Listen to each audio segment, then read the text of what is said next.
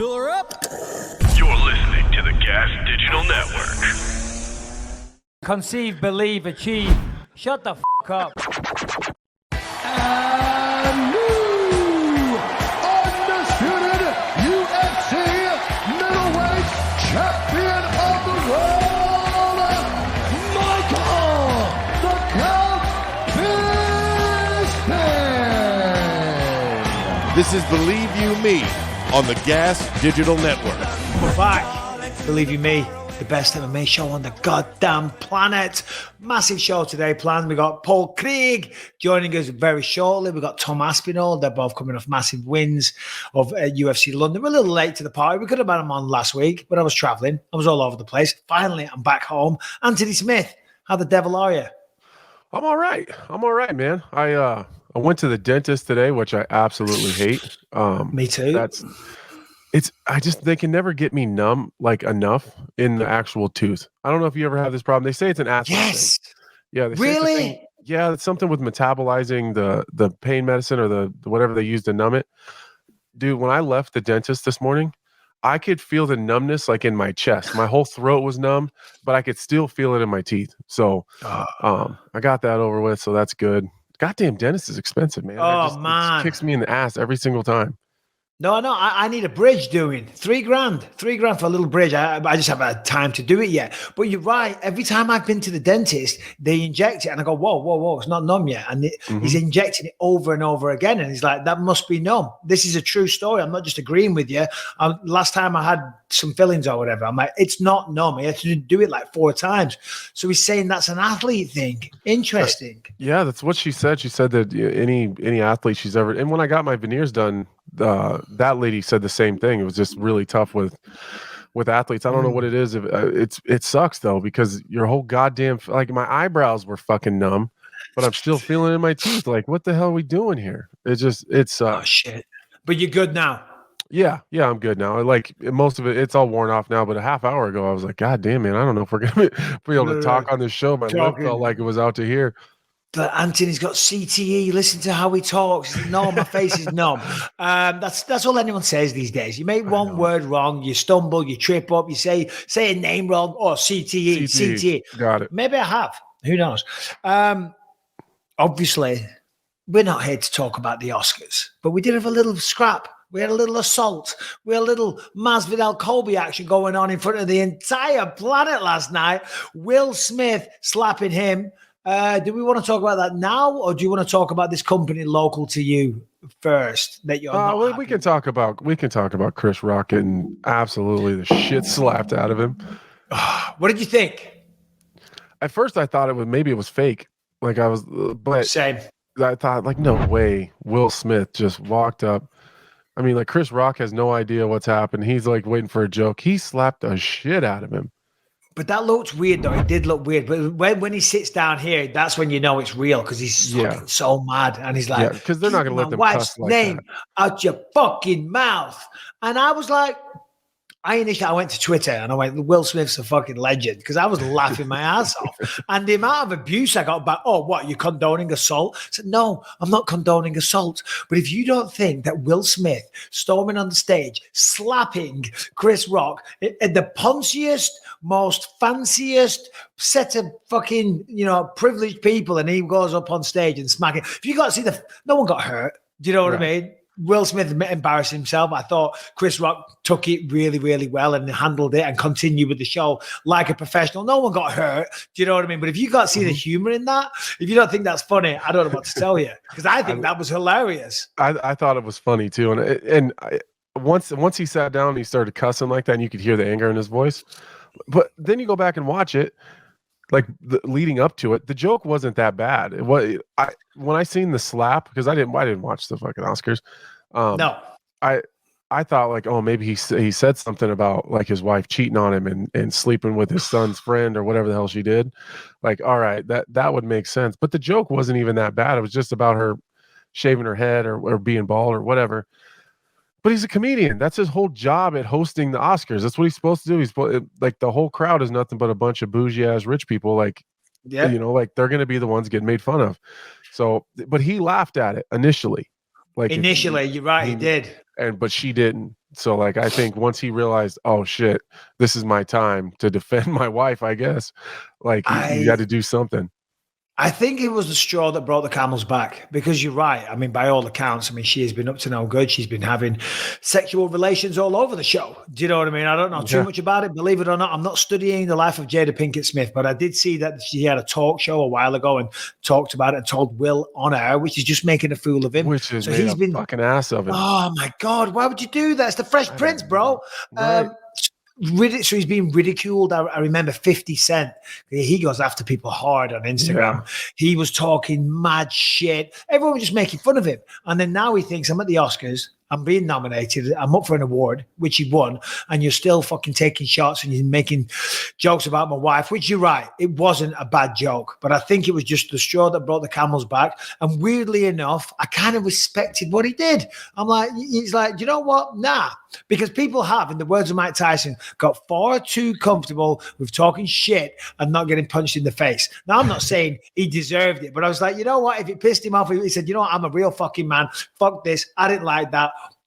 Little bitch slap. And it wasn't bad. Brian, put that meme up. Do you know what I mean? There's a lot of memes circulating. My mate sent me this one. Maybe it's not that funny. Maybe I'm just very childish. If Jaden Smith doesn't like jokes about alopecia, that's her loss.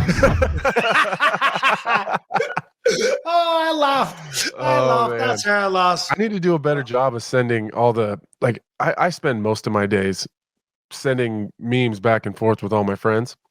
Yeah. I'm gonna have to start sending them to our group chat, because some of them are fucking hilarious. I was very disappointed then. I was like, wow, he doesn't class me as a friend yet. We're not in that zone. Bro, come on. Send the memes. Send the videos. They're incoming. Send the decapitations. They're going to be nonstop. Eventually, you guys are going to say, all right, dude, you got to fucking slow down. Yeah. You got to ease up. You got to relax. Let me see. So we've got Paul Craig joining us in about 12 minutes. So do you know what? And then Will Smith afterwards, just staying on that thing, he then apologized for his outburst, but he never apologized to Chris Rock. What do you think he thinks today? Because come on, I'm sure them two have met before. You know, they kind of move in those circles. Because it wasn't bad. You know, and then a lot of comedians are saying, now what is this opening the door for anybody, you know, comedians to get slapped in the face? I mean, you do need to have a sense of humor, you know, but I read somewhere. He should apologize. He should apologize and just be like, you know, hey, my bad. Like, it wasn't that. I'm sure they probably talk in the back, and they got mutual friends, I would imagine, that are going to help him, you know, iron that out. But it's less about the slap and more about where it was and the timing of it. I mean, you slapped a dude in the middle of the goddamn Oscars. That's a little bit goddamn disrespectful. But I read somewhere that they had something going on with each other in 2016 too. So I don't. I get the vibe that they don't necessarily get along anyways. So, you know, it is what it is. Those guys will work that shit out. It looked to me, because Will Smith, I mean, come on, one of the biggest movie stars on the planet. I mean, you know, doesn't get much bigger than that.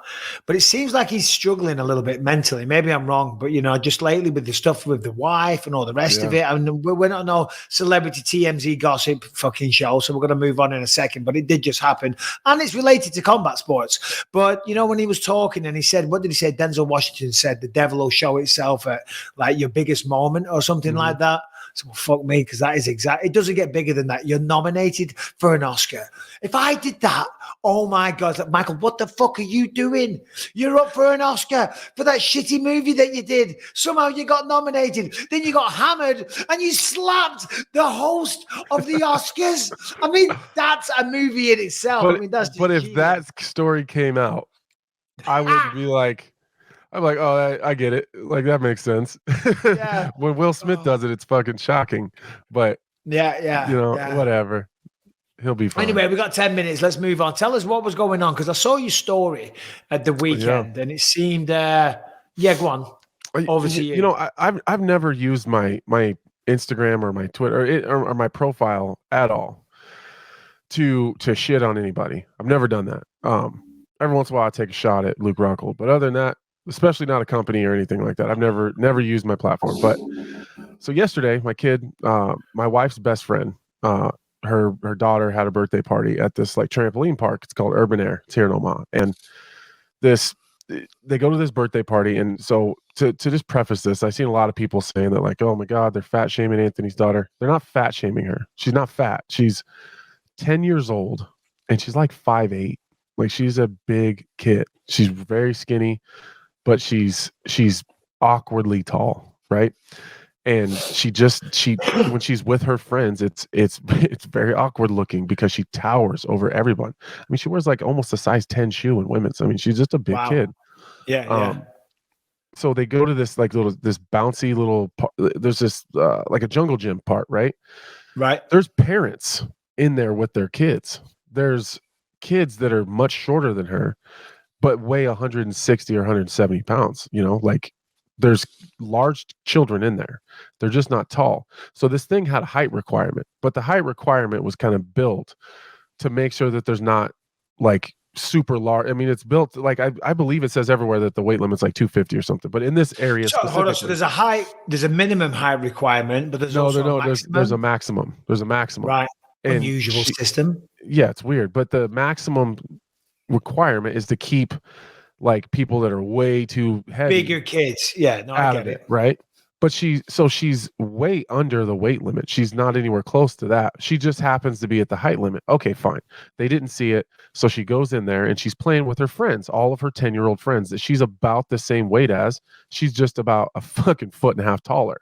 So this fucking piece of shit, like teenager, like comes up and like removes her from there and embarrasses her in front of all of her friends and telling her how, oh my God, you're way too big to be in here. Like, she's already uncomfortable about her height because she gets shit about it all the time. Like, when she's playing sports, it's a fantastic thing to have, right? People love it. But when she's other places, people either think she's a really dumbass 16-year-old or, like they just treat her differently. They call her the big kid, or we're playing basketball and, she's obviously a foot taller than anyone else around, and they're yelling, get the big kid, And so like now she thinks it's a bad thing to be tall and just be bigger than everybody. So this fucking piece of shit employee at this Urban Air embarrasses the shit out of her, makes her feel about this fucking big, and removes her. And so then my wife's best friend just absolutely loses her shit, like sticking up for her because my wife's best friend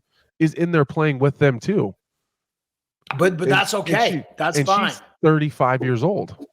But she might just be a 35-year-old weirdo that likes to play in the jungle. But no, but she's a goddamn adult. She weighs more than my daughter, but my daughter's taller than she is. So it's totally fine that she can be in there, but you're gonna throw out the fucking 10-year-old. So anyways, it wasn't the fact that she was, there's a maximum height requirement. That's fine. If she has to get out, totally not a big deal. Like, but be polite about it. Like, don't fucking shame her and treat her like shit. She's a 10-year-old little girl that's emotional and her feelings get hurt easily. She's pretty sensitive anyways. And then, then the kid's calling us crying hysterically because this lady is mean to her and treated her like shit. So I called and they like wouldn't answer my phone call. And then I told my wife's best friend, like, hey, just go get the name of that person and I'll just call and we'll just, I'll just be like, hey, that's kind of fucked up. Like, I don't appreciate that. And like, they wouldn't give her the name. And so like, you know what? Fuck them. I'll just blast you on Instagram for fucking picking on 10-year-olds. What's the name of the place? Urban Air in Omaha, Nebraska. All right, I just want to tell you about Better Health right now. If you're going through some stuff, some mental trauma, you got some addiction issues, you got anger issues, whatever it is, speaking to a professional, doing professional counseling done securely online with BetterHelp is going to help you, and that is a fact. If there's something interfering with your happiness or preventing you from achieving your goals, talk to BetterHelp, BETTE, or help, right? Whatever you're dealing with, they have a wide range of counselors for you. Plus, it's more affordable than traditional offline counseling. Financial aid is available and it's easy to get started. Once you sign up, BetterHelp will match you with your own licensed professional therapist who you can communicate within just 48 hours. It's not a crisis line. It's not self-help. It is professional counseling done securely online.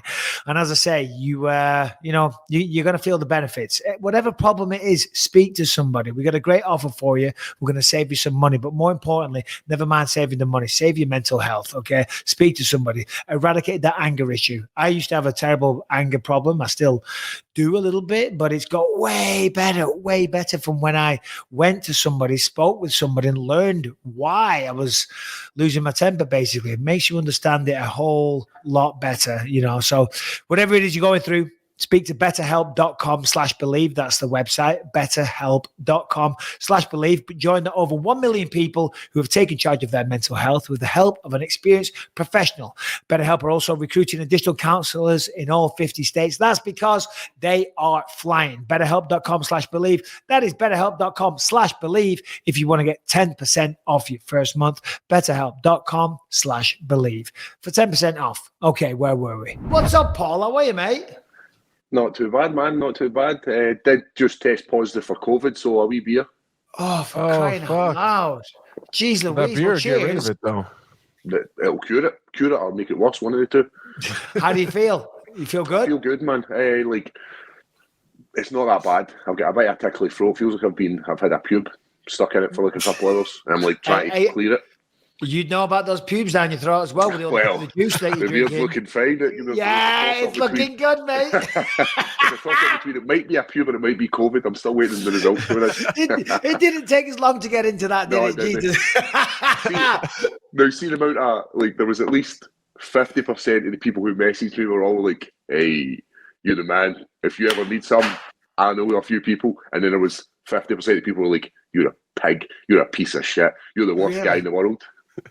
Well, Paul, listen, you are a beast of a man. You're a big, tall, athletic specimen. You're knocking people out. You're submitting people. You're a handsome devil. There's going to be a lot of women queuing up to stick more pubes down your throat. I just need to keep telling people it's COVID, really bad throat. Yeah. Thanks for joining us. Anthony was just telling us a story there about his daughter. You caught us halfway through. Thanks for joining us. Sensational last week, mate. The excitement that you bring all the time, and I don't know where to start with it. Because talk us through it from your perspective, because you fucking got cracked a few shots there, but you stuck with it. You're like, no, I'm not getting up. I believe in my jiu-jitsu. I'm going to get this guy. Anyway, your night, your moment, talk us through it. You know, when he came out with a big Spartan kick to it was my chest, and I was taken aback because it's like Verdum running at you and trying to fly kick you. You don't expect these fucking crazy moves at the start of a fight. It's normally a feeling out process, but he just came out and was he was fueled by the fans, I think, because he was getting so much negativity towards himself. So he went to the ground where for some reason I didn't sprawl. Watching it back, and I'm thinking, why the hell did you not just sprawl and what proper jiu-jitsu? Rather, what happens is it was like, I think I've got a choke here. And the rear naked choke wasn't there. And then from that, I ended up in a really favourable position for me. And then I was thinking about working a leg lock.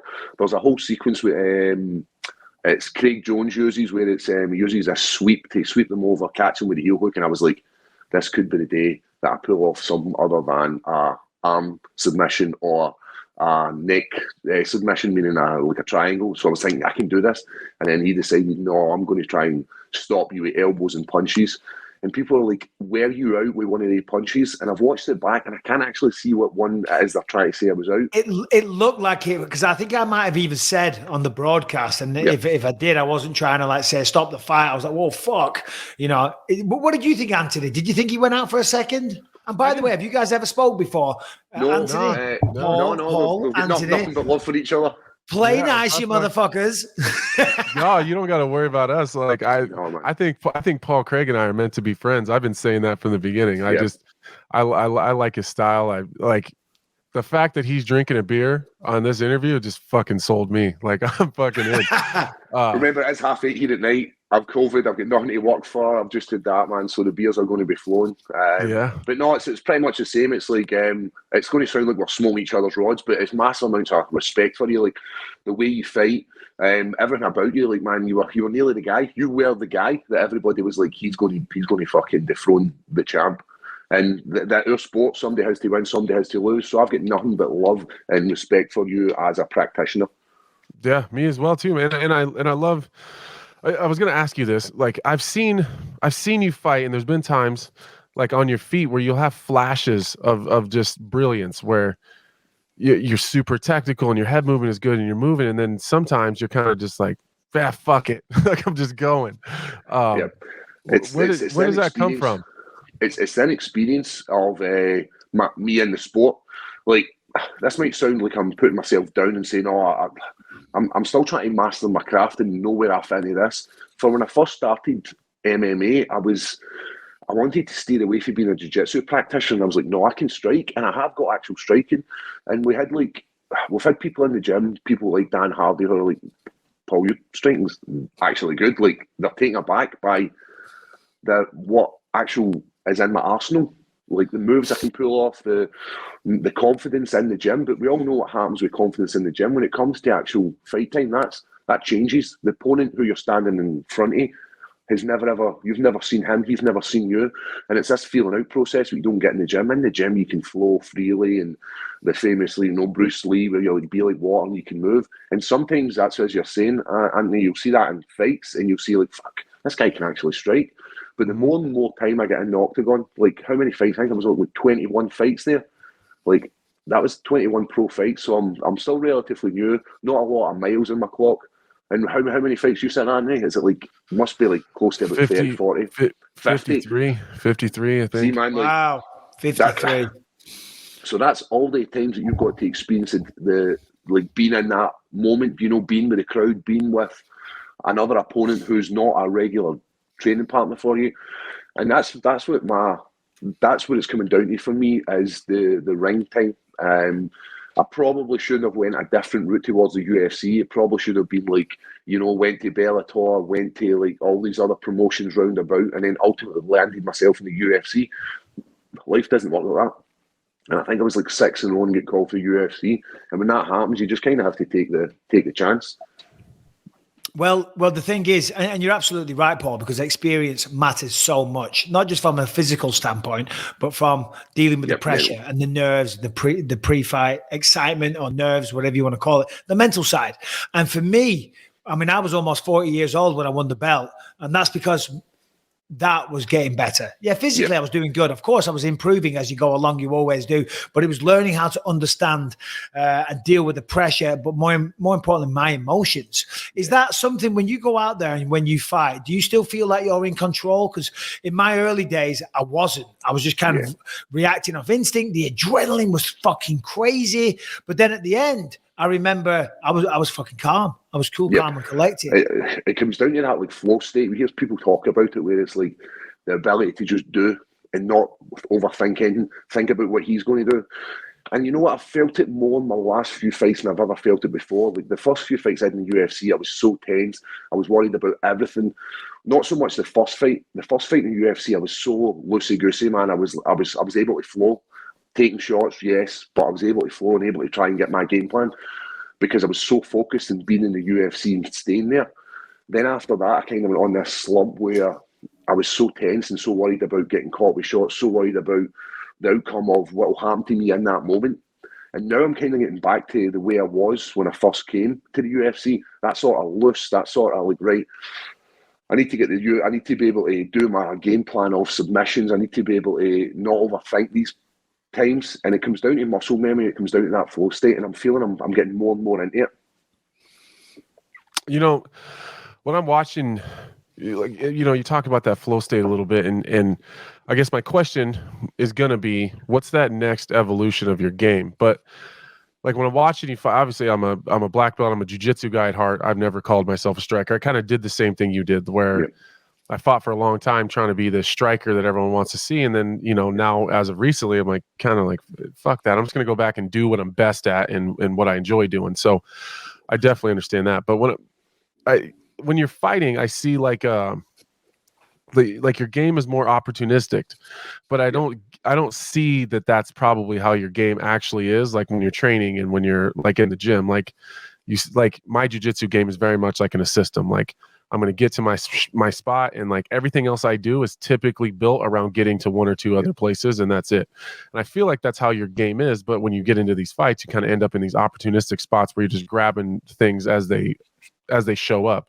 Is that something that you want to kind of change, or? You know what?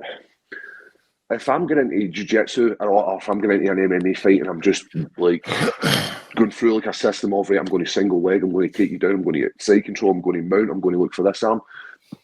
So much can change within that time, and you know that yourself. If you set yourself to get one thing, then it's really, really hard. But what I've found in MMA for jiu-jitsu is people people want to deliver so much heavy top pressure, heavy ground and pound so they can get their game plan off. And it's not saying that they don't have jiu-jitsu, because I'm under no illusion that Krylov's an amazing jiu-jitsu practitioner. The same for Ankalaev, the same for all the guys I've been. To get to this level, you need to be close to a black belt level. You can't get to the UFC with just a couple of submissions. You need to be well versed in it. And I'm under no illusion that the guys that I've fought against have worried about my guard and worried about the butterflies and worried about all this kind of stuff. So I'm looking for that. But I need to react to what they're going to give me. It's like, I'm not the biggest and strongest of guys, so I can't grab somebody, pull their arm across and allow them and bully them. That's not the type of guy I am. I'm not a bully guy. I'm not a guy who's super strong. You don't look at me and go, whoa, Paul Craig. Look at this. Paul Craig. Him. You look at Paul Craig and go, fucking hell, man, that guy could be an absolute belter to a swimmer. Because I'm built like a swimmer. I'm just a big, skinny guy. So I can't use strength. I can't beat people with strength. You'll never ever grapple with him and be like, I'm going to fuck you up with strength. Because that's what I want you to do. I want you to use your strength on me so that I can then get my opportunities off. And I'd love to say that I'm going to change the way I fight, but it seems to be working for me. It's like Roy Nelson. We've seen him for many, many moons, and everybody's like, black belt, wait to see this guy in the ground. He will blow your mind. We never ever seen it because he didn't need to. He was so good with his hands. And it's quite a lot of fighters like that, like Thiago Santos, where he was the same, where he's got a really, really good pedigree in jiu-jitsu.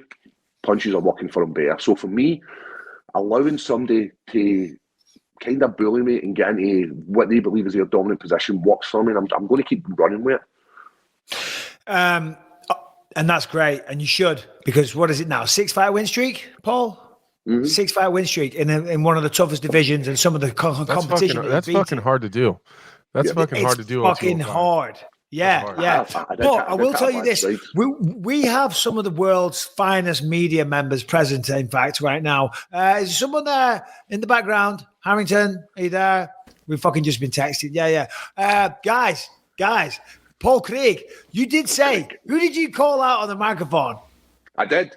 Yeah, you did. And it's all respect, but Harrington has some questions from the world's media. Right. Can I answer one question? I've got one question for Mr. Smith. Have you signed a contract to fight someone else? No? Yes? Maybe? No. Something you can't discuss?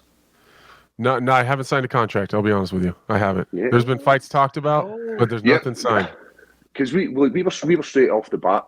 And I know you obviously want to speak to us about the media side of it, but we'll talk about a wee bit about backstage. And we've asked for that fight. And I know, like, you've been very vocal about, like, give me an opportunity, and because it is. I've said yes every time. Anytime anyone's asked, like, yes, I will fight Paul Craig. I've only recently started to get a wee bit of notoriety within the light heavyweight world, but it all comes down to opportunities, and we've never ever had them. So that's what I wanted to know. If you'd signed a contract to fight somebody else, if not, then we can actually have this conversation. Like, not me and you, but then we can go away and request, can we please have this fight? We've asked for it about 6 or 7 times, and we've been told no.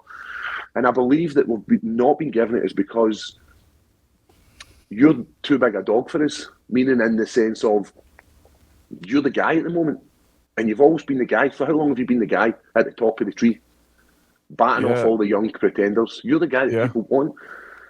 So I don't know what. Well, I'm the guy that's I've always given the opportunities too. Like I've said yes to it because I've been that guy begging for a guy that's ranked in the top, and I've sat on these shows in interviews and said all these fucking guys at the top are just holding on to their spot, and they only want to fight guys that are above them because they don't want to lose their position.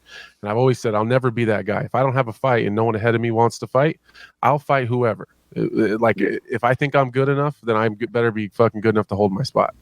I agree with that, man. I was just in Columbus, Ohio, and I was talking to Anthony before. And again, obviously, this is his life, so it's probably something he's very aware of. But I was talking to the UFC week, and I said, "Oh, Paul Craig and Anthony Smith." I said, they both won that fight, and they said they were going to match Anthony up with Alexander Rakic. But it just came out this morning that Alexander Rakic is fighting Jan Blachowicz. That's been confirmed. So I don't know, guys. I mean, it's a weird thing. Rakic he's a strange guy, man. Like, he got the win, whatever. I fucked up and didn't show up, but he's had the opportunity to for that rematch. He's accepted it once before, and he just won't do it.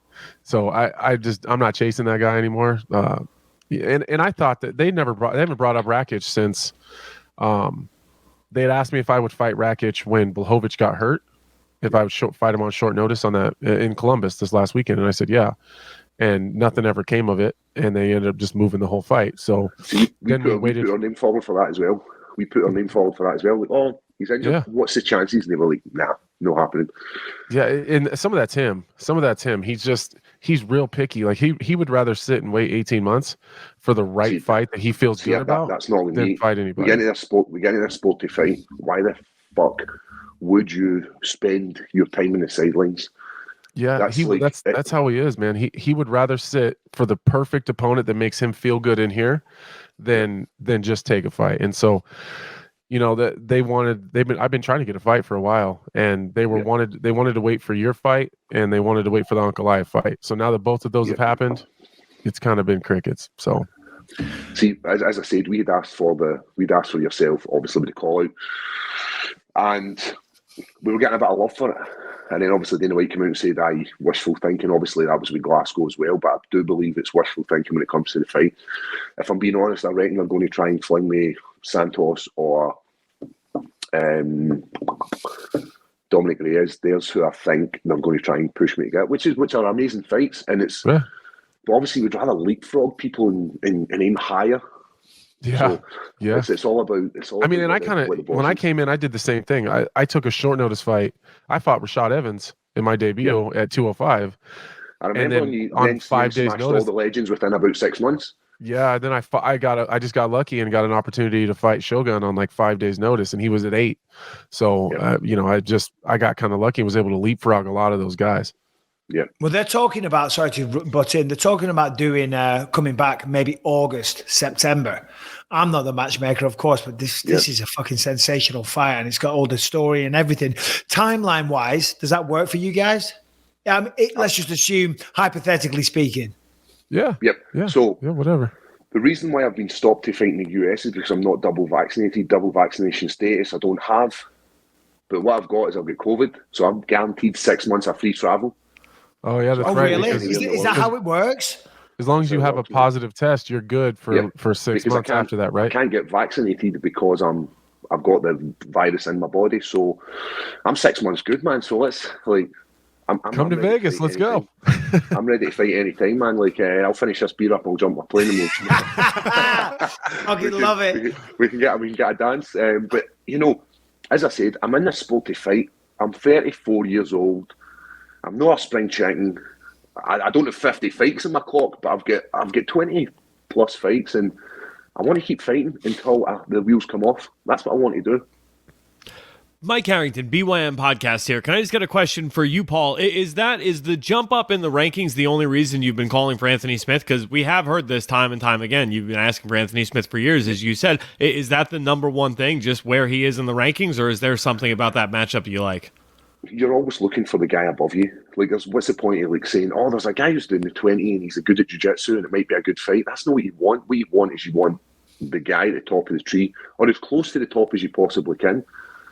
Your ultimate goal, regardless of what fighter you are, if you're fighting in the top 10, you're looking to get as close to that title as possible and do it in the shortest period of time. I believe that the fight between myself and Mr. Smith there would be an amazing fight. I always put on a performance, regardless if I'm getting knocked out, if I'm getting last-minute submissions, or I'm getting first-round submissions. It doesn't matter what's happening. What I'm trying to do is I'm trying to finish the fight. I would rather that than go 15 minutes and people Paul Craig, his fight wasn't the best, was it? I want to put on a performance. Well, I think you're known for that now, Paul. You know what I mean? You have brought excitement each and every single time. All right. So what are we officially saying here, boys? You're both saying yes. Obviously, there's so many moving pieces. You know what I mean? It's down to the UFC and the matchups they want to do, and logistically, and the arenas and what they need, and vaccinations. There's so much stuff goes into it. But I gotta say, it's really refreshing to see you two like this, because you're both two of the very best in the world, two great contenders, two very capable fucking guys, and being very cordial and polite and respectful. It's nice. I like it. Yeah, there's never, in my mind, I would always much rather fight someone that I respect And that's why as many times as I've heard, people tag me, say, oh, Paul Craig is talking shit, or Paul Craig wants to fight, or he's calling you out. Like, I already know that, like, he's not talking shit, because that's not his. It doesn't matter what the headline reads. Like, even like, what was that headline forever? Anthony's not as hungry as me. I'm like, oh, that's probably not exactly what he said. So I enjoy fighting people that, they're just good ass people, and people you don't got to worry about being a piece of shit. You can go in there stress free. You go in there and we both try to make some money. We chase our dream, and it's just not the stress and bullshit of like the Ryan Spann thing. As much as I enjoyed beating Ryan Spann's ass, it's stressful because I just dislike him because he's such an asshole. So then you're constantly just in your head, you're shown in practice, and you're just like, fuck this guy. I'm so sick of thinking about him because I don't like him. When you're fighting someone that you like and someone that you respect and someone that like, I get excited to see a Paul Craig fight. Like, that matters to me in someone that I'm going to fight. Like, if I'm excited to watch you fight, then I'd love to fight you. It's the same with Yuri Prohaska. I don't know shit about Yuri personally. I don't know what kind of guy he is. Maybe he's a good guy or a bad guy. I don't know, but I like watching him fight, and that's enough for me to want to fight him. So I think the game is kind of going this direction a little bit. I think sometimes the dickheads and the assholes are kind of, in a lot of situations, are getting kind of pushed to the side a little bit because people are just kind of sick of the shit. So if we can get two guys that don't hate each other, that plan on drinking beer afterwards, I'm with it. Well, that'll be three guys drinking beer afterwards, because I'll be there. Paul, let me tell you, what is the beer of choice right now? What are you drinking there? I've got, I wasn't sure what your product placement was. What I got was some Brewdog. Brewdog, right. The Elvis juice. Have you tried it? I haven't, no. You like the juices though, don't you? Well, it isn't actually. It's just a pint full of female juices. Yeah, she's in a good wash. But for quite some time. So it's a UK beer. They started. It was like one of these things where they started this beer company. It was all about being sustainable and all this kind of nonsense. That massively speaks to me. But they do good beer. Like, that's the main thing. I will not thank you for like a really cheap ass beer. Like, that tinny, metally taste. I want something that's fucking strong, man. It'll put you in your ass after a couple. Ooh. So I've been drinking that. But I'm sure they're opening up a place in Las Vegas. If it's not opened already, it's like a Brewdog. You can go in and they'll get like, so maybe that's where we'll be. A wee Vegas. Okay. Last night, Will Smith. We're going to check that out. Last night, Will Smith slapping people at the Oscars. You must have seen the clip of it. Mate, what do you think? Talk us through it. Give us your take. Mate, he is the chief fluffer of fluffers, man. He is allowing guys to blast his female, and then he's picking Chris Rock. Like, that's a good point. See if that was anybody else. See if that was like The Rock had made a wee shitty comment about him. I guarantee you, Will Smith is not fucking walking on that stage and slapping him. 100%. Like, sure. And people are like, it's fake. Like, there is no way as a man would accept getting slapped off another man. Like, there's no fucking way. Like, I know people are like saying, well, it's obviously staged. There's no way you would let another man lay a hand on you, slap you like that in front of your peers and do nothing about it. Chris Rock had shat the bed there. He's been slapped, and it's one of these things that it brings us back to that, like, when you were a child and you had a fight in school, and if somebody smacked you in the mouth, it would shut you up. That's what happened there, and he's taking it back. But man, Will Smith, ultimate fucking cuckold, man. Yeah, no, I was disappointed because I'm a big fan of his, and I did enjoy it at the time. I laughed. I thought it was hilarious because it's like so so fucking shocking. You know what I mean? Look at these fucking ponces smacking each other and whatnot and having mental breakdowns. But well. Hey, I don't mean to cut in. I don't mean to hold on a second. There's a Brewdog coming soon to the Strip in Las Vegas. How soon are we talking? Like, can we get this done in 6 months? We have Brewdog. Yeah, we got to get this done. Said coming to Nevada. 2022. 2020. Well, we're in 2022. I know. Let's do it. That they just never, when they don't say, it seems like it's going to be like the end of it.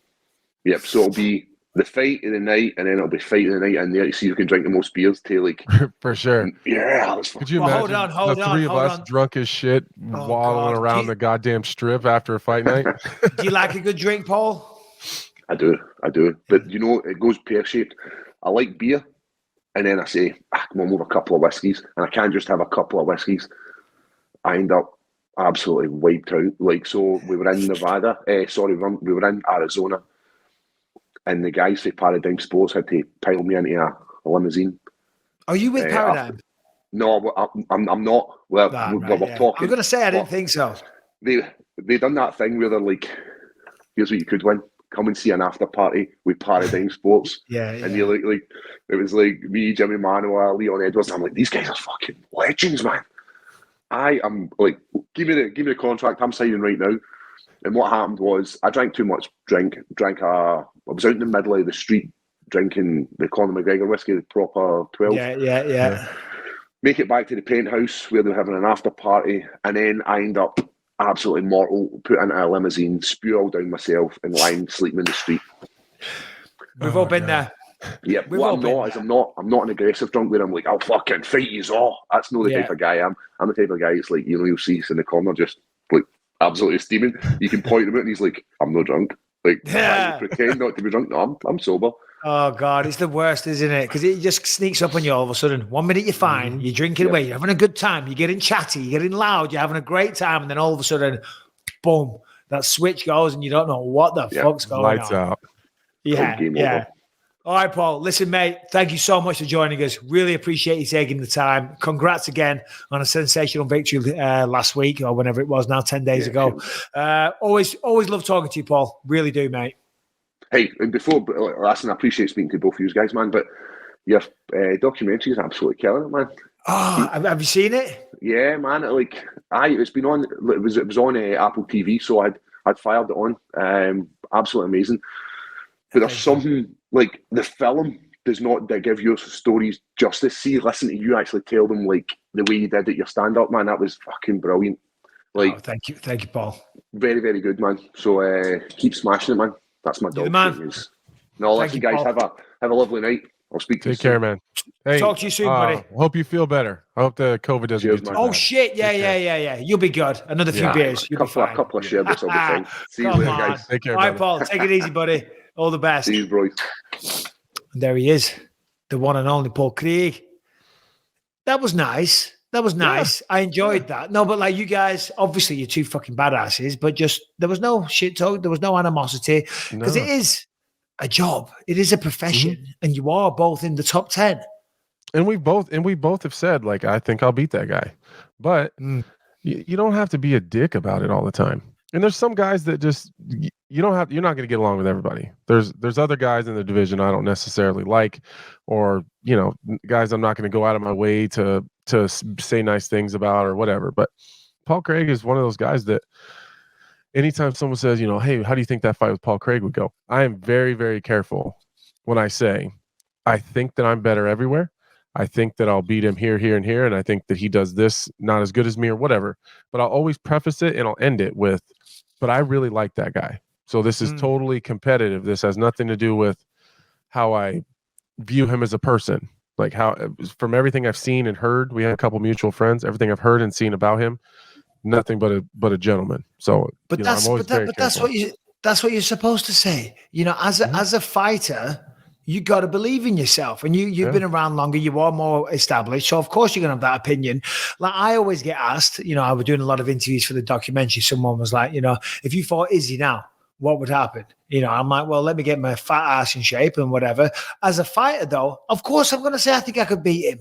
Now, that is so disrespectful because I'm never going to have to back up those words. You know what I mean? I can walk around, I can say that. People probably think I'm a joke or laughing.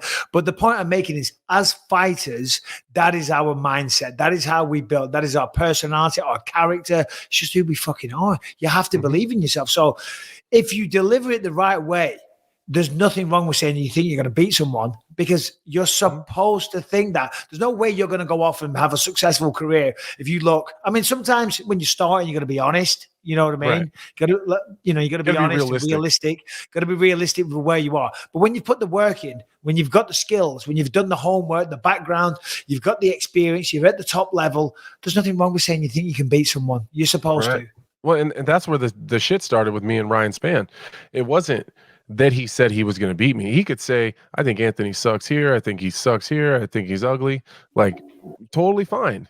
But then he went on to discredit my journey and the things that I've done and the time that I put in and the work and like everything I've sacrificed, as if it didn't fucking matter. You know, that's where it started. Like, it's not the competitive part of it. He's supposed to say those things. I'm going to beat his ass. I'm going to knock him out. I'm bigger, I'm faster, I'm stronger, whatever.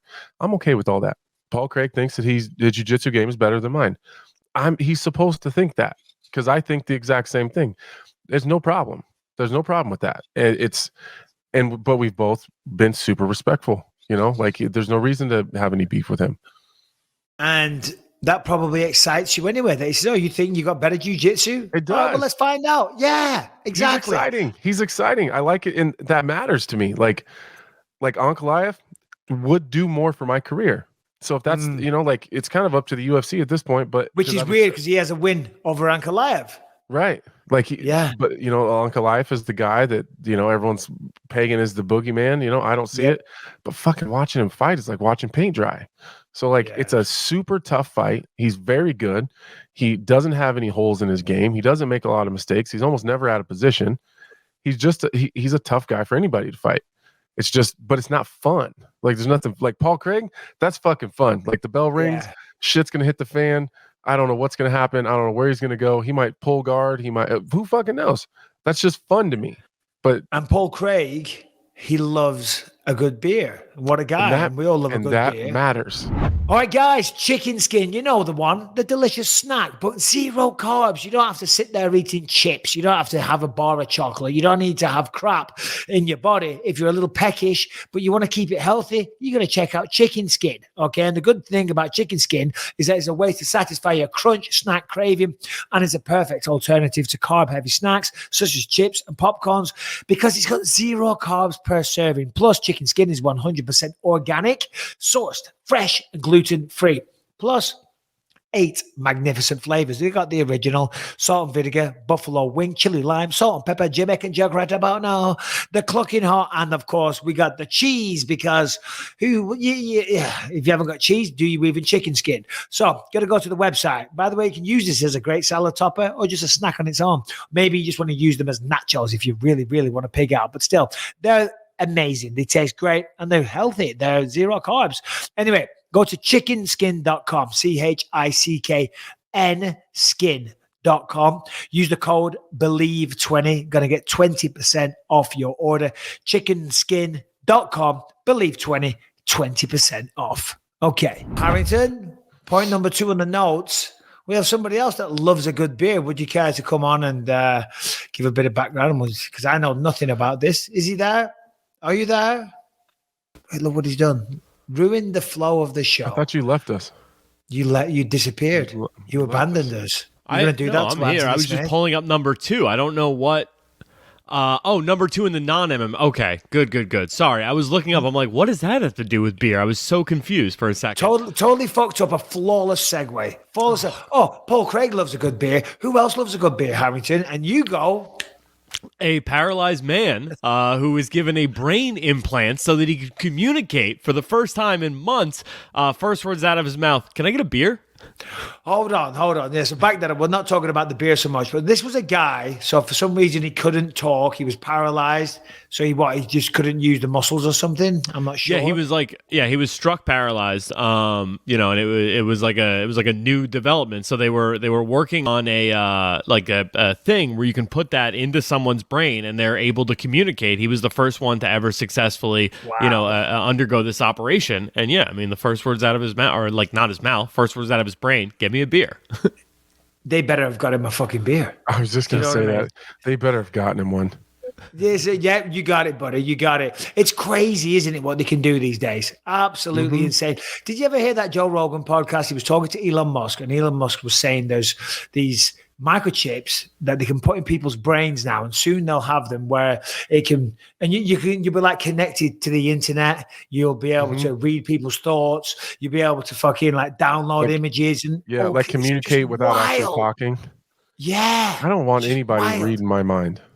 No way. No way. They'll put me in prison. There's no way. I am not having that. Just walking down the street, like, I'll beat that motherfucker's ass. Yeah. Like, what'd you say? Like, I didn't say anything.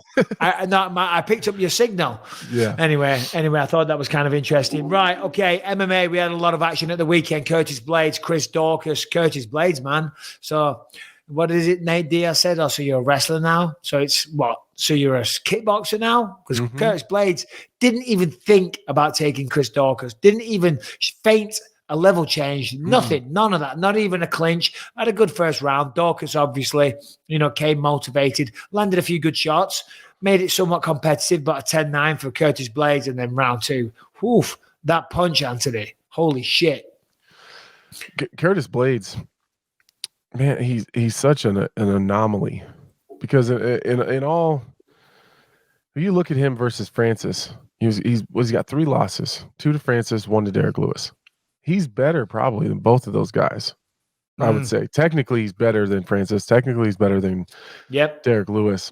It's just, sometimes in the sport, the shoe just kind of falls. It just drops the wrong way sometimes and you just get unlucky, but he's kind of had a bad run of it when it comes to guys at the top. But I just don't see, a guy like, it's going to take a guy like Aspinall or someone younger. It's not going to be probably one of these older guys that are going to beat Curtis Blades. He's good everywhere, man. He really is. He looked a little bit different physically in this fight than he's looked in the past. He looked a little more muscular. Like, I don't know if he put any weight on or, I'd have to go see what he's weighed at before, but he looked more muscular. He had more kind of defined abs than he's had before, but he looked heavier. So he just kind of big brother Dawkins a little bit. Like it looked like a boy fighting a man. And it was just because one's more, he's so much more experienced. He's so much more comfortable in there. Physically, he was dominant just in their physicality. And he was just the better guy. I thought maybe Dawkins could land some big shots and maybe get him a little gun shy, especially after that nasty knockout. But he looked fucking great. It was a tough one for Dawkins stylistically. You know what I mean? Because it was like, how do you? Yeah, of course you can catch him. Yeah, you're a big guy. You've got power in your hands, and of course, you're going to go out there and you're going to swing, and you never know. But as you say, experience, size, skill set, wrestling, it's all on the side of Curtis Blades. So I got to say, I really respect Dawkins.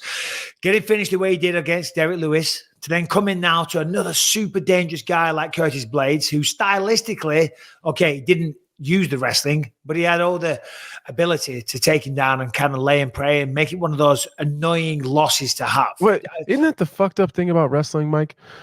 Where you don't even have to shoot. And it still fucks people up. Still a factor in the game. Yeah. He didn't even think about it. He didn't even joke. Like he didn't just a little feint, didn't even give one. And but Dawkins, changes. But that was at the back of his mind still. 100%. Like that's how fucked up wrestling is. You don't even have to do it and it changes the way you fight. You just got to know this guy's a wrestler. He can shoot at any minute and take me down. It does. It changes everything. Unless if people have been in there, it's hard to explain. But all right. Well, Curtis Blades once again gets it done. Let's have a look. What other notables? We got to talk about Matt Brown. Matt fucking Brown and Brian Barberena. First off, what a fight. Incredible, man. The entire arena were on their feet. The atmosphere was insane. It was really cool. I mean, that was a fight night. It felt so good. And so was London as well. They felt like pay-per-views. I mean, of course, they were in big arenas. It wasn't the Apex. It feels like that. But Columbus, the crowd was so happy to be there. Of course, London was as well. And when Ohio's own Matt Brown went in there, and that was a back and forth war. Jeez, the atmosphere, man, it was incredible. The matchmakers knew exactly what they were doing when they booked that fight. I love Brian Barberena doesn't get enough credit because maybe he doesn't fight the most technical. You're not going to have him teaching classes at a kickboxing gym, but every single one of his fights are like that. And matching him with a guy like Matt Brown, I got so much respect for that guy. I did a couple training camps with him. He trained at Factory X in Denver for a little while, just a short period of time when he was living there. And I got so much respect for him. I learned so much from him just he's really, really good. Like he doesn't always fight like that. He doesn't always really bring his full toolkit, I guess, to the fight. He kind of has this kind of certain way he likes to fight. It's very Muay Thai, knees, elbows, march forward, kind of get in their face. But that foot sweep, I was actually telling people at my house, we were sitting around watching it, and they said, "Have you ever trained with Matt?" And I said, "Yeah, I have actually." I said, "Dude's got the nastiest foot sweep I've ever fucking been around." And like right then, he foot swept Barberina for the first time. It's 3 annoying. times he did that. And his coach is in between one of the rounds. He goes, when he does that stupid little foot sweep, and I even said on the commentary, I said, calling it a stupid foot sweep, it put him on his ass clean. I knew it was coming. I trained with him 2 full training camps, and I knew it was coming. And it's so well timed. It's almost like it changes the way that you fight him in the clinch, because you really want to start, because he likes to be in the clinch, and I like to be in the clinch. So you want to dirty box, pull in the head, hit the body, feint elbows or whatever. And you can't, because the second you give him a little bit of space and you're worried about the punches and the strikes and you want to start punching, he'll foot sweep. He'll dump you right to the back of your head. It's crazy. It's a classic Muay Thai sweep as well. They do that in that system.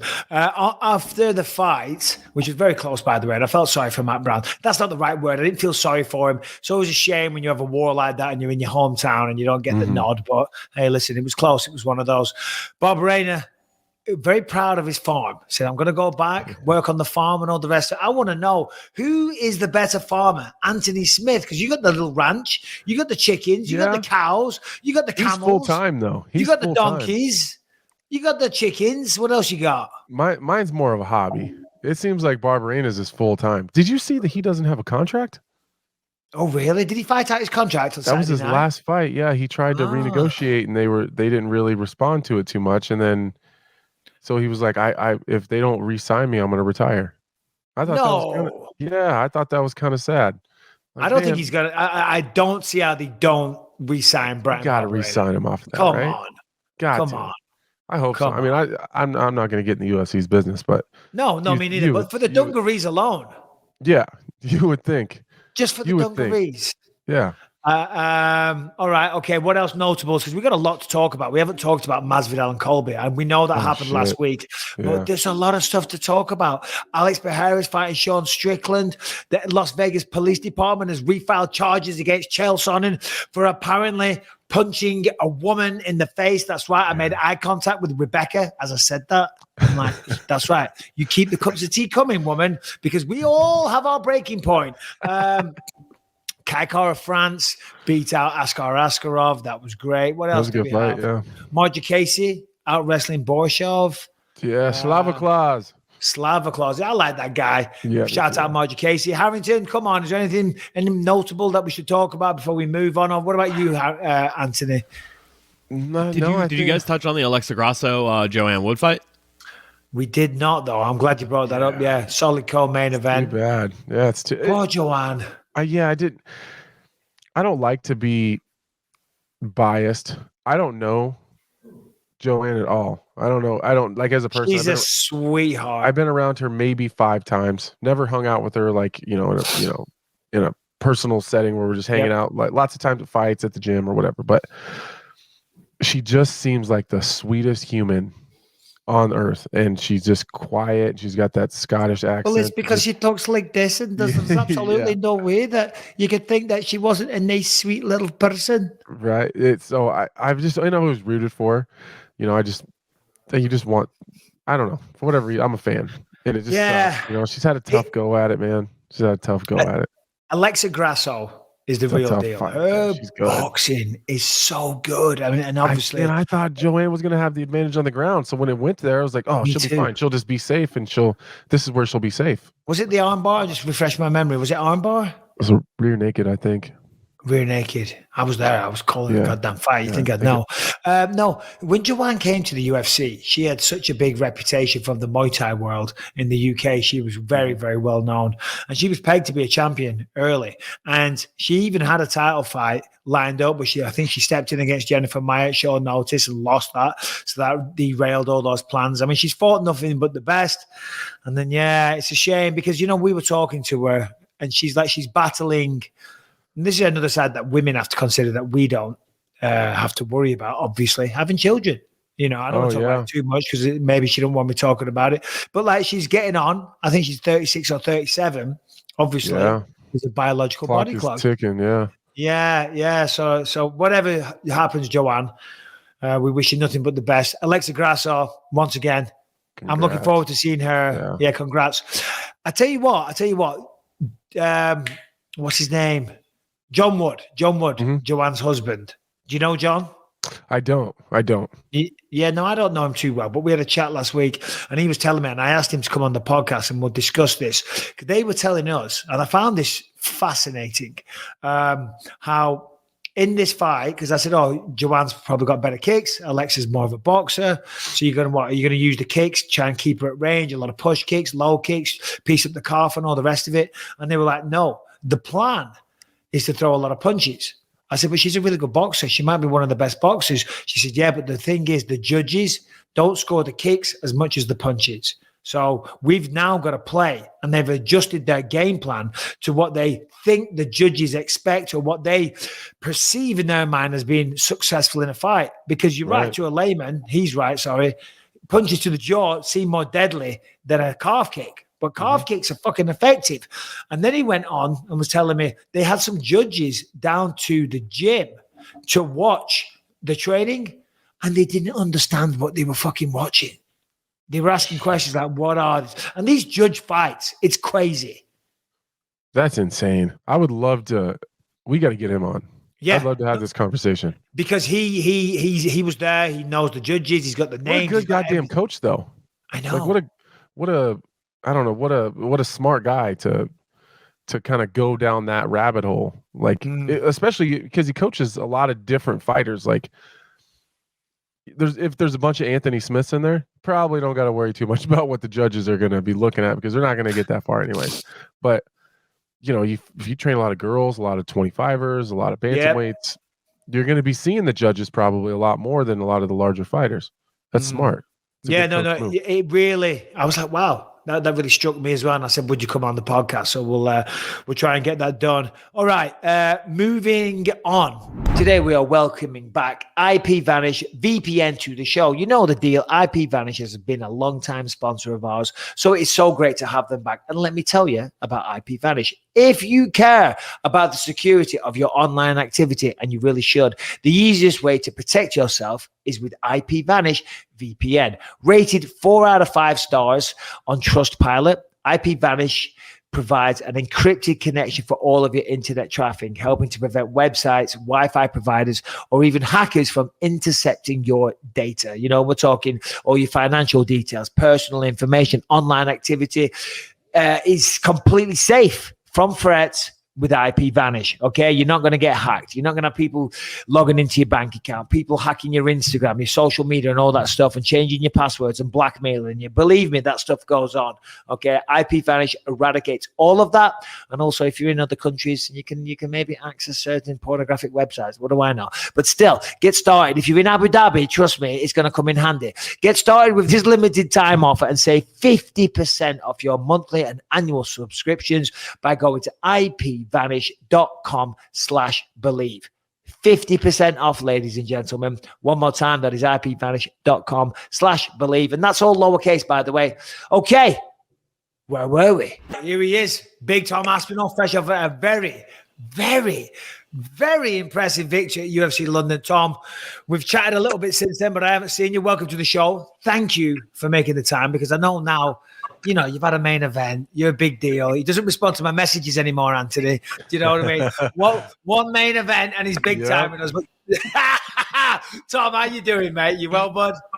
Come on, mate. It's not like that. I respond to every single message you've ever sent me. I respond to it. Come on. Stop throwing me under the bus, man. Come on, mate. Come on. It's called busting balls. How you doing, pal? You well? Oh, one sec. I'm not even connected to the fucking AirPods. One sec. Yeah. Oh, no worries, mate. No worries. Take your time. You good? I don't think so. What? Can you hear me okay? We hear you, crystal. I'm hearing you back. I'm hearing you back. It's going to be even better. One sec. Let me put these suckers on. Sorry, boys. I'm surprised you get our pods in. Okay, how's that? I can only just get them into. That actually does sound a lot better. That does sound good. Yeah. Look at them. Yeah, I can only just get them in. Look at those. I can't put those in my ears because cauliflower is. What about you, Anthony? Yeah. The AirPod Pros, they got the little soft thing at the end. I can use those ones, but the regular ones don't fit my stupid ears.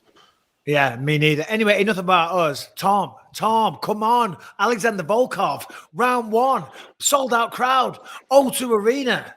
Talk us through it, mate. How was it? Oh, absolutely unbelievable. Like, Anthony, you missed out, mate. I'm not going to lie, you missed out. It was incredible. Like, the atmosphere in that room. Honestly, like, obviously, we're going to be biased, Mike. We're from the UK. We know what the people, but that atmosphere was like nothing that I've ever felt in my life. It was incredible. Man, I've been so jealous about it ever since the event happened. I really enjoy just the fans, and since being on this show, I've gotten so much love from the UK fans. I feel like I'm an honorary member of the UK crew now. But you are, yeah, man. I was so jealous that just the way that they reacted when you walked out. You could really tell that just pumped a lot of energy like into your veins. It was, like I've never fought in like an arena where the entire country was behind me. Like, what is that? Is it hard to control those emotions? I guess you guys will know better than I can. Oh, when I walked through the tunnel, you know, when you do the main event, it's like a longer walk. So you walk from like pretty far back. You're going for it. You feel like you're going forever. And I walked through the tunnel, and literally, I looked around. I was trying to take it all in as much as I can, and every single person that I could see was on the feet. It was unbelievable. Like, I couldn't see a single person sat down. It was unbelievable. They were like, the flashes on people's phones were just everywhere. It was so bright, and they were, honestly, it was an unbelievable. Did it blind you, Tom? Did you get blinded? Because sometimes I do. It fucking blinds you.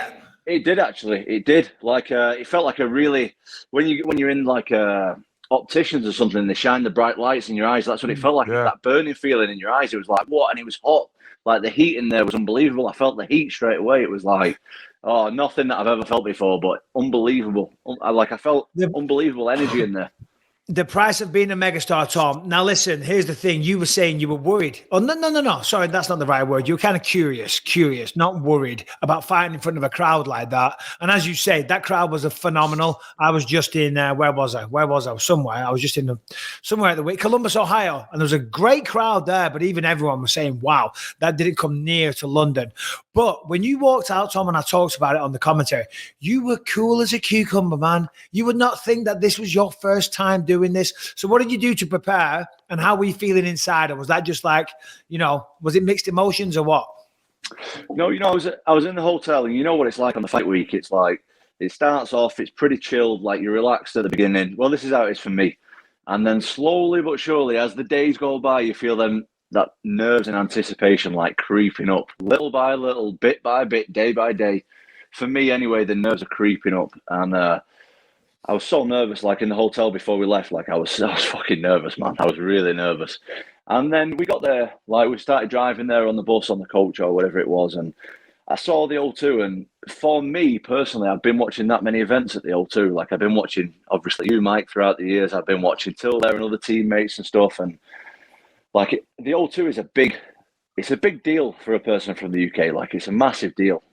And I seen the O2, and the closer I got to the O2, like, I just felt more and more calm. And I got inside the O2, and I just felt this weird calm come over me that I've never felt in my life before, honestly.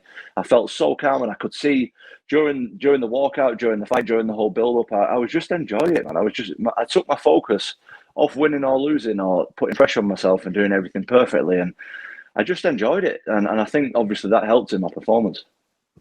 Yeah, I mean, that absolutely helped in your performance. When it comes to the actual matchup, it looked from the outside like there wasn't anything Volkov could have done. Like, even from the second you walked, just watching as you're making your way there, and the announcements are happening, I just had this feeling like, there's no fucking way Volkov wins this. It just like, between the energy from the crowd and just how calm you looked, and it just seemed like this guy's just meant to be here and win this fight. And then the fight starts and it goes the way it goes. What were you guys focused on when it comes to Volkov? Like, when you're in training camp and you're thinking about him when you go to bed at night and you're replaying it in your head, what are the things that you guys were focused on and worried about? Obviously, he's the tallest guy in the UFC. He's actually 6'9". He's actually 6'9". It says on his thing that he's 6'7", but his manager told me he's actually 6'9", so he's a really tall guy. So obviously, he brings a lot of things to the table that a normal heavyweight doesn't bring. Like, being 6'5", I'm usually the taller guy, or similar kind of height, but obviously this guy's 4 inches taller than me. So just his durability and the way he controls his energy. Like when you're a 45-fight veteran, like you can do that kind of stuff. And his length, obviously, his takedown defense is very good. He's just good everywhere. I thought I was going to be in for a 5-rounder for sure. Like I even surprised myself. I finished him in the first round.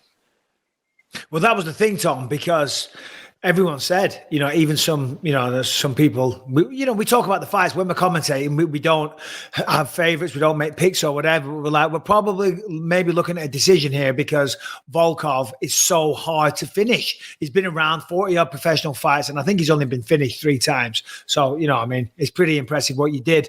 But you went out there, dominated it from start to finish. When we spoke to him, he was concerned about your speed. When we have the fighter meetings, they thought that they were better than you in stand-up. They thought they were the better fighter, the bigger, longer. They're going to use straight shots, all that shit. But the main thing they were concerned about was the speed.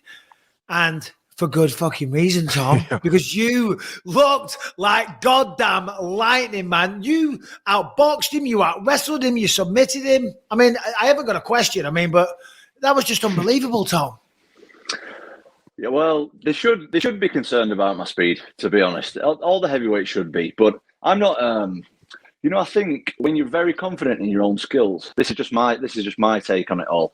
I don't believe that you should go around telling everybody how good you are. That's just my personal take. So I think because I don't tell everybody like I'm a gangster and I'm going to smash this guy and smash that's just not me who I am, and I'm not going to go around being a pretender. Like that's just not me. So I think a lot of these guys, because I'm like a polite person, I like to have a laugh and stuff like that.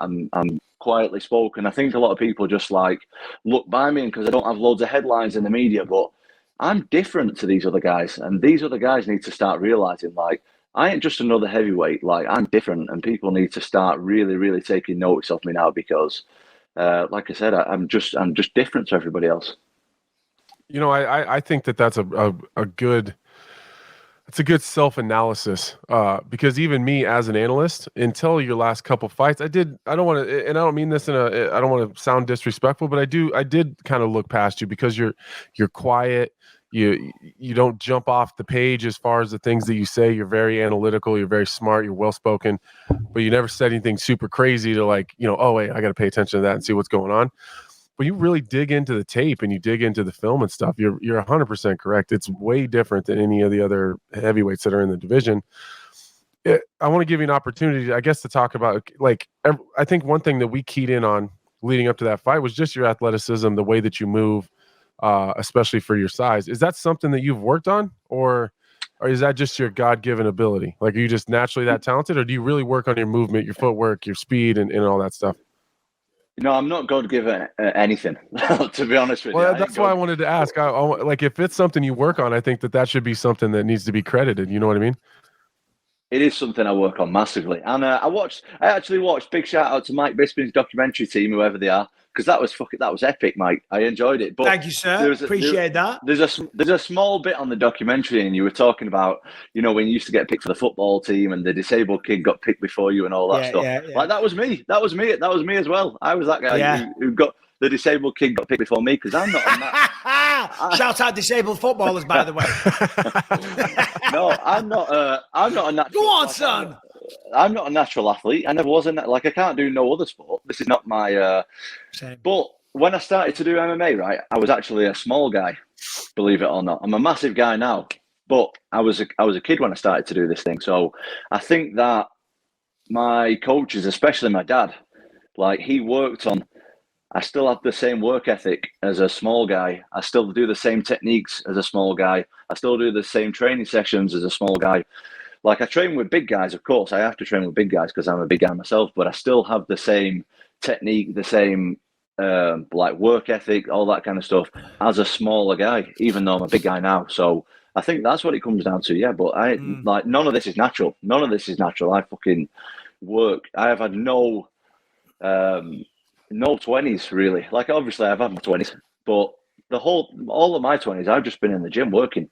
People are starting seeing it now, but like I've not been out partying, I've not been to uni, I've not done all the stuff that like young late teen early 20-year-old English guys do, which is going out partying. Like I've had none of that really. I've been to parties here and there, of course, but all my 20s have been working in the gym, and now I'm showing it. Well, the sacrifice is paying off, Tom. And, you mentioned your dad there. And I got to say, it's so beautiful to see. It really is. I mean, my dad, of course, was a big supporter. He was at every single one of my fights. You take it one further. He's your coach. He's your mentor. Of course, he's your father. And just to see it and to see the emotions and to see how proud he is of you and just the connection that you two have, it's beautiful, man. And what you just said there, by the way, about not being an athlete and all the rest of it, that's going to inspire so many people, Tom. And I know you're not here for that because I'm like, we're from the same part of the world. You know what I mean? We don't talk about inspiring others and all the rest of it, but you fucking will be doing, Tom. Yeah. And the fact that you are softly spoken and you don't talk shit, you don't need to, mate. You don't need to, because those performances will do the talking for you. But yeah, just talk to me about how special it is going through this journey with your old man there as your coach, but more importantly, your father.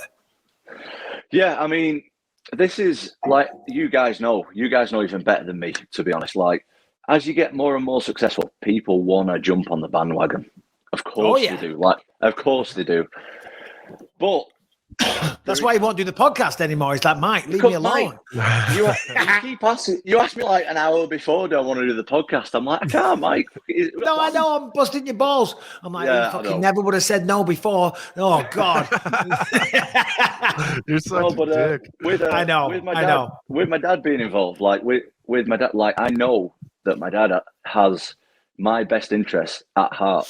Like, he doesn't want me to do anything for any financial reasons or so he can get popular or any of that kind of shit. Like, if he tells me to go and do this training or go to this place, like whatever, it's for me. It's not so he looks good.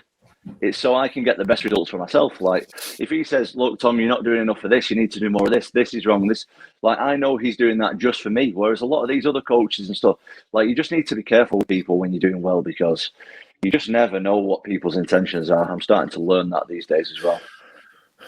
Well, unfortunately, you got a good team behind you. You don't have to learn that the hard way. That's fortunate. I guess speaking about good results, you did call out Tai Tuivasa.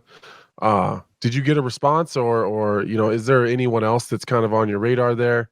Obviously there was a big heavyweight fight this last weekend that the heavyweights have really been on showcase like the last 8-9 months. So if it's not Tai, who would it be?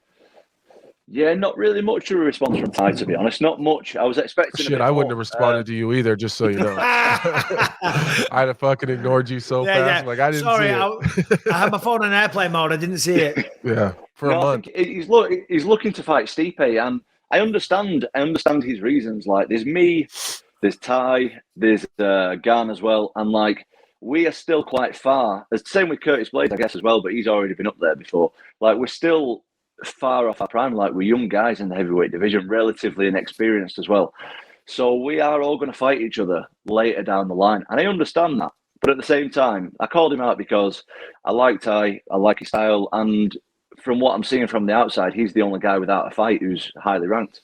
So that's why I wanted to fight, do you know what I mean? I'm just trying to fight. And I want to fight in the UK as well. Like, I want to fight in the UK again. Yeah, well, I think you're going to get a chance, Tom, because you probably saw Dana said after how amazing UFC London was, they got to come back later this year. And they said they would love to do a pay-per-view, So I don't know if you saw, I did a video on my YouTube channel saying Tai Tuivasa, Tom Aspinall, interim heavyweight title. Oh, my God. Could you imagine? But so far, nothing back from the UFC, you say? Not just yet. And to be honest, I don't think I'm deserving of a title yet. To be honest with you, Mike, I don't think I don't think I've done anything that warrants that. Do you know what I mean? I want everyone to look at me and be like, when the question springs up, who's next for the title? I don't want anyone to be like, oh, they're just pushing the UK guy, this guy. Like, I want everyone to be like, this guy is going to be the fucking champion and beat everybody. Like, what's the question about? Like, I want that to be me, and I don't think I've earned that yet. Like, I just want to run through everybody. The reason I said that, Tom, is because when you look at the heavyweight division, Derek Lewis just got knocked out of Tai. Cyril Gane just got beat of Francis Ngannou. Stipe Miocic is coming off a knockout. And to be fair, Stipe he's the GOAT at heavyweight, and he does deserve to be in the mix in those conversations. But he hasn't been making any noise. He's that guy as well, kind of similar to yourself. He's not going to be, and he hasn't really shown an interest in wanting to. So that kind of, whether you like it or not, that puts you and Tai at the top of the division, kind of, because everyone else is coming off losses. It's hard to have an interim title fight, which they are going to have, with guys that are coming off losses that have just been knocked out, for example. Maybe Tai versus Stipe would be it, but the reality is, Tom, one more, and that is the scenario that you're in, whether you want it or not. Yeah, sure. And I don't He's really, like, I guess I'll take it. No, I don't. Do you know what? I see myself going to be a champion, so I'm not really concerned about how it plays out, in what order and all that. Like, I don't really I've always done this kind of thing. Like, I just know, I don't know. Like, I kind of have a vision of what's going to happen. I don't concern myself on how it's going to happen, or what time it's going to happen, or if this happens, this will happen. If this doesn't, I don't really concern myself on that sort of stuff. I'm just like, this is what's happening. I've got the clear vision, and it's gonna work its way out one way or another. I love that. I love that mentality. So now you're gonna have a little bit of time off. You're gonna be hanging out for a little bit at least until you figure out what do you do in your spare time? Like when you're not training? I imagine you're probably already back in the gym. Are you back in the gym? Are you? Yeah, I am back in the gym. Yeah, I trained this morning. I can't stay away. God bless you. I still do like to drink. Like drinking, I love to drink. But this weekend, I drank Friday, Saturday, and Sunday. And today, I feel like absolute shit. I feel terrible. Like that's what I'm in that 5-round shape. I'm in the 5-round shape. So, like, obviously, my body is not used to putting all this bad shit in the body. So, what do I like to do? You know what? I don't like to do a lot, I just chill. Like, I'm a homebody. I just like to chill at home. I'll chill with the friends a little bit. I do this scoot. Like, this is something that's weird that's happened since my fight. I'll take my kid to school, and people are like, "What are you doing here?" I'm like, fucking taking my kids. Yeah. It's very odd experience since last week. Well, I tell you what you will be doing, Tom. What's that, Anthony? Nothing. No. I was just laughing at it. Next weekend, I'll be seeing you there. We're going to talk about this for the love of MMA. You are appearing at the Bowlers Exhibition Centre in Manchester, Saturday and Sunday. There'll be you, George St. Pierre, Randy Couture, Dan Severn, Mark Coleman, myself, Carlos Condit. I mean, the list goes on. Many, many others. Have you ever done anything like this before, Tom? An expo, seminars, meet and greets? Never. What should I expect, Mike? Oh, I don't know. Yeah, listen, you're going to be the belle of the ball, Tom. Do you know what I mean? Fucking, you just came off the biggest fight, the biggest win that we've had in the UK for years. Do you know what I mean? So people are going to push Michael Bisping out of the way to get to you. No, I hope there's a camera around with that. I hope so. Because I'm going to be hungover. Are you teaching a seminar, Tom? I believe I am. That's only been stuck on me like literally today. So I'll be showing some good shit. The people will learn a few stuff. Like they'll learn more from me than they will from you. That's for sure. 100%. I'm not teaching one. No. I might be. I might not. I'm in a lot of pain right now. We'll figure it out. But no, it'd be good to see you there, Tom. So the kids, and just like myself, Anthony, all of us, that's our motivation for doing this. I mean, of course, you want to achieve greatness. You want to do something that your body is suited to doing. But of course, my motivation was my children, my family, my wife. I'm sure you're the same. Have you now? You got the big bonus. You're doing well. I mean, have you treated the kids to something nice? You've got 3 kids as well, yeah? Yeah. You've got 3 kids. Anthony's got 4. I got 4. Oh, I got 3. Yeah. Mate, I know you've got 3. So, yeah. You know what? I'm going to join the club. I'm going to join the team, and I'm getting my teeth done, I think. I'm just getting my teeth done. Yes! I think the veneers! Let's go! Yeah. Let's go. I'm not getting veneers actually. I'm going to get the bonding. You know bonding? What's it called? Oh yeah. Porcelain. It's like it's not as extreme as veneers. Like veneers, Right. They have to shave all your teeth and shit. The bonding is like, it's more like I think it's like getting a filling like over the top of your tooth kind of thing. So Right. yeah, I think I might get the old teeth done. I think. And I don't know. I'm just buying stuff for the kids and all that kind of stuff. Like my kids are really young, so they don't really. He's going want Hollywood. anything. He's going Yeah, Hollywood I'm going already, Anthony. Yeah, You better believe I'm it. excited You better for him, believe man. it. He joined it. joining the team teeth. I'm ready. You, Bisping, Till. We'll just be looking like some sexy motherfuckers over here. Exactly.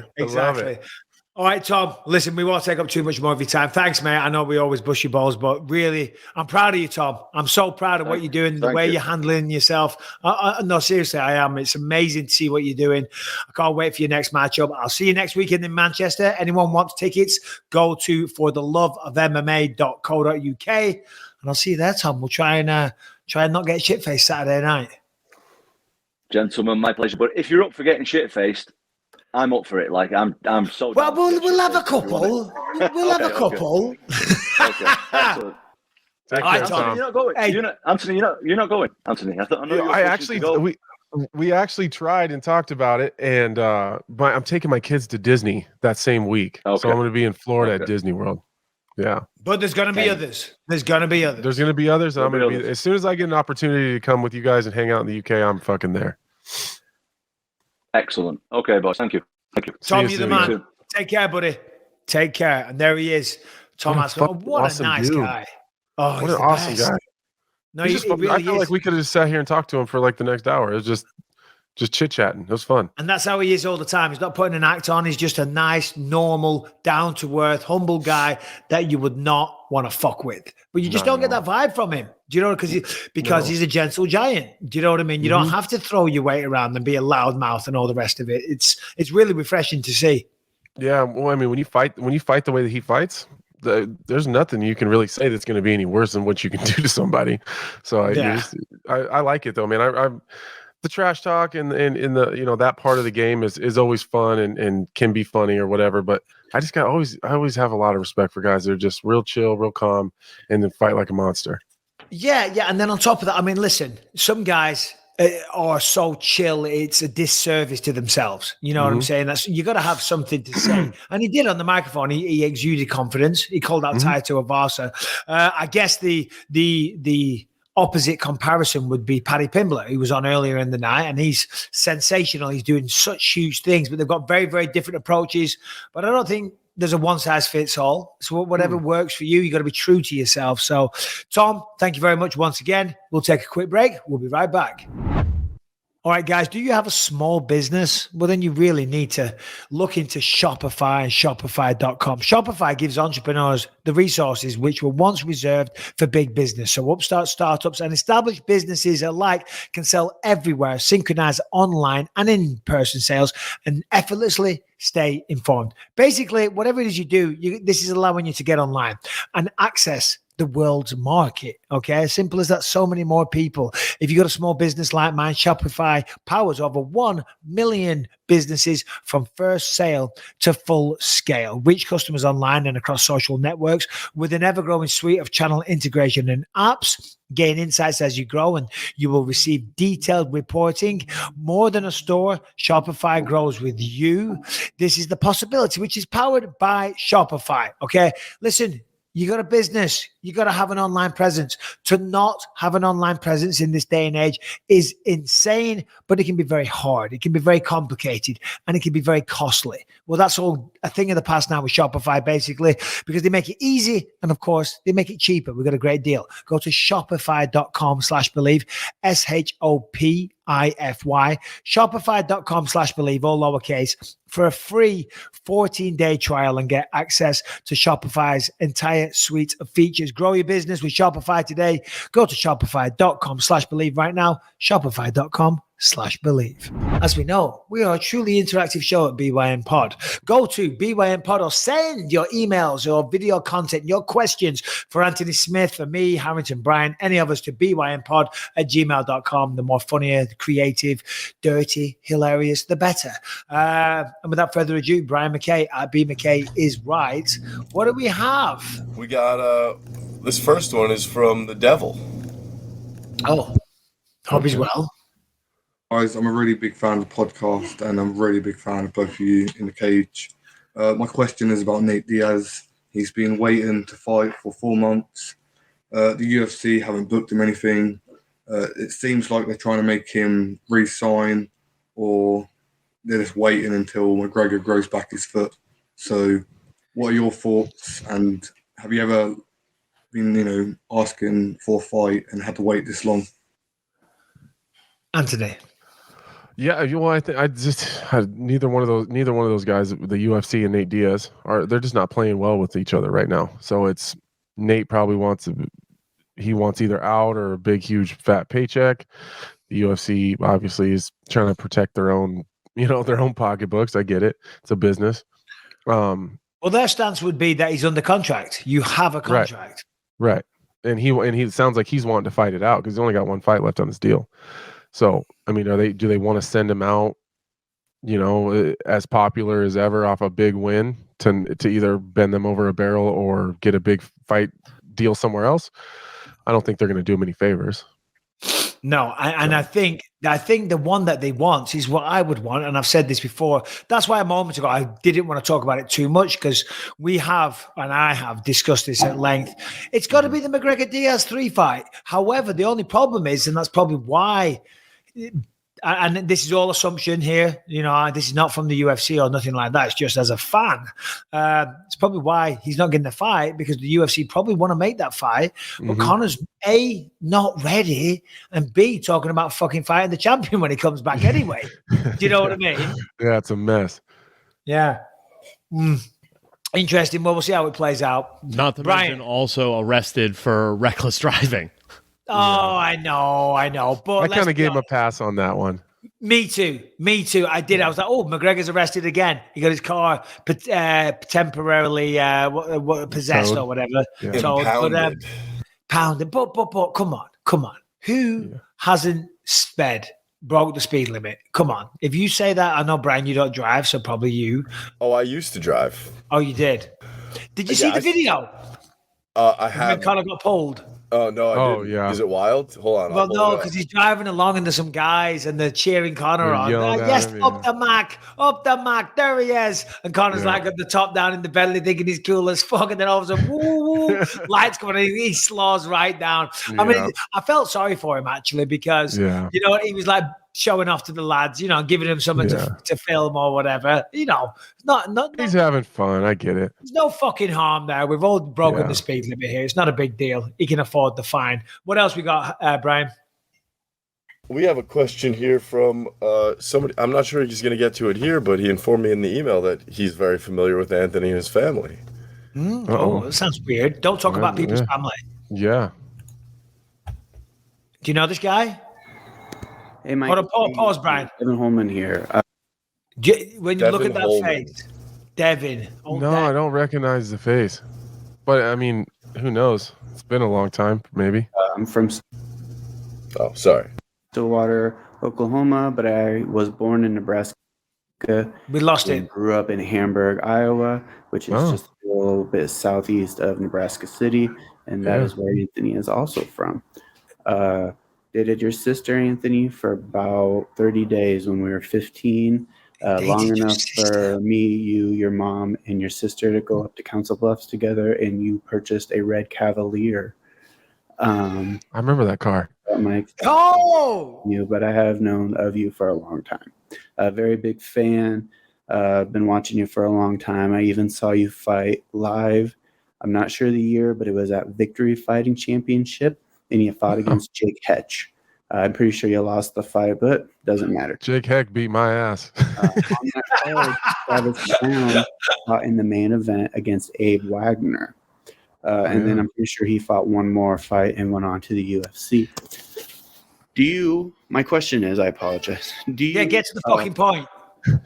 Off the top of your head, know any other fighters who was in the Victory Fighting Championship or any other smaller promotion that you also fought at that fight with you now in the UFC? And that's it. Really big fan of you, Anthony. Go Big Red. Michael, you're my favorite fighter of all time. It's either you or Minotauro Nogueira. I love you, man. I watch you. What about me? Bro. I watch you knock out Rockhold all the time. It's my favorite thing to watch and repeat. I do have a question for you, Michael. One of my favorite fights of all time, and I think is very disrespected, is Frankie Edgar versus Gray Maynard 3. It's amazing. It has every single thing that you want, but nobody ever talks about it when it comes to best title fights. Do you have any fights that come to the top, that come to mind when you think about fights that don't get the respect that are title fights? All right. He's hijacked the podcast. My God, that was the longest video. If you want to send the question into bwmpod@gmail.com, try and keep it under a minute. Do you know what I mean? Yeah. Jesus what a Christ. nice guy, though. Very, very nice guy. Lots of nice things to say. Yeah, and I dated your sister. Yeah, I don't remember. Everything he's saying is true, though. Like, I remember the car, and he even had the city correct that I bought the car in, but I don't remember him. I'm gonna have to text my sister and ask if she remembers him. But yeah, what a nice guy, though. Appreciate it. What was his question? Oh, yeah. Any other fight? Yeah, I fought on cards with Kamaru Usman in the VFC. Obviously Travis Brown, he brought him up. He fought in the main event and fought Abe Wagner. Jake and Joe Ellenberger a lot. Drew Dober obviously was right. Just recently fought again, and then a lot of the glory guys, like some of those guys. So yeah, there's a bunch of guys that kind of came through this area at least at one point in time. Like Jeremy Horn was from here. Oh shit, yeah, Jeremy Horn. There's a shout out, blast from the past. Yeah, I haven't heard that name for a long time. What did he say to me? Classic fights, essentially. I mean, Gray Maynard, Frank Edgar 3, that was a classic. Yeah. Jones and Cormier, I think, or was it Gustafsson and Cormier? Gustafsson, the first one. That's a fucking good one. Yeah, that was a good one. There's a bunch of fights that we don't. I don't know. Shane Burgos, Josh Emmett was unreal. Dustin Poirier versus Dan Hooker doesn't get spoke about very often. That was a Dan wild Hooker, fight. Paul Felder was a goddamn that was a good one. Yeah. Paul Felder, Edson Barbosa, the first one. The thing is, the problem is there's so many great fights every single weekend. Hamiltonian. Yeah. Well, I mean, he fought this weekend. Matt Brown, Eric Silva. Oh yeah. If Matt Brown makes the Hall of Fame, it'll probably be for a fight. Which one do you think he would go in for? The Barberina fight or the Silva fight? Oh, I'd have to probably Silva. He was hurt real bad in that area. To the body, right? To the body, bad. To the body. Matt Brown always does that. When he gets kicked to the body, he reacts big. Mm-hmm. Yeah, it's a big reaction. It is. All right. Well, listen, Anthony, you're the man. Thank you. How was that talking with Paul Craig? It was fun. It was fun. It was exactly how I thought it would be. He's just a good dude, man. Just a good dude. Funny as shit. I feel like he reeled in the funny a little bit though. Yeah, no, he I've did. seen you guys talk because we got a little serious. It got a very little serious, and then I did it because I didn't want to interrupt because it's you two talking. You two potentially may fight. I'm like, but I'm going to chime in and fucking with my dumb comments here and there. I was like, I'll just let you guys fucking bore everyone to death. That's what I was afraid of. I was like, damn, I hope this isn't boring. No, it was very, very, very interesting. Okay. So, for the love of MMA.co.uk, if you want tickets, buy them this weekend. I'll be there. That's why we're not going to have another show on the Thursday. But when I come back after this weekend, I'm going nowhere, hopefully, for a month. So, we're going to be back. Pissed off everybody. No show on Thursday. God damn it, Mike. I know. But I'm not going to be here. I'm going to be on a plane. You don't have Wi-Fi on today. Oh, man. Okay, fine. I guess I'll just wait till Monday. Oh, God. That's what everyone's saying. Guess we'll just wait till Monday. Oh, dear. Jeez. Well, I do apologize. Anthony, great show. Yeah, fantastic. Thank you, Paul Craig. Thank you, Tom. Thank you, Mr. Smith. And thank you, guys. Remember, subscribe, ring the bell, all that good stuff. Talk to you soon.